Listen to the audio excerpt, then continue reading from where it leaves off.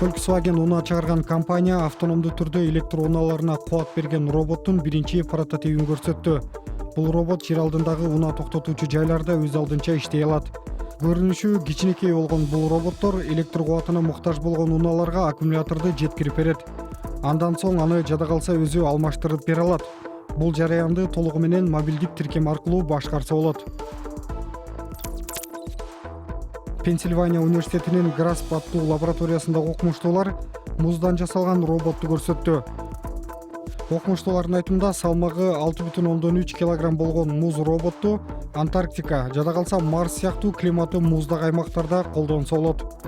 Ал эми роботтун денеси муздан жасалган соң ал сынып калат деп кооптонбой эле койсо болот.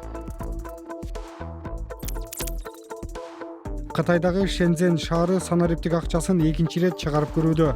Кызыл түстөгү валюта бул жолу ири көлөмдө көпчүлүккө берилип жатат. Ар бир санариптик валюта 200 юань турат.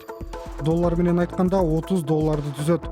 Бул санариптик акчаны 10 миңдеген ресторан жана дүкөндөр колдонсо болот. Ал эми сыноо мөөнөтү 17 январда соңуна чыгары күтүлүүдө. Өткөн жылы ушуга окшош сыноодо 10 миллион юань колдонулган. АКШда роботторду иштеп чыгарган Boston Dynamics компаниясы Atlas, Spot жана Handle деп аталган роботтордун бийлеп жатканын көрсөткөн тасма менен бөлүштү. Бул 3 робот бири-биринен калбай синхрондошуп бийлеп жатат жана ошондой эле алар жаңы жылыңыздар менен деп куттуктап да жатат. Роботтордун бийи ушундай болот экен.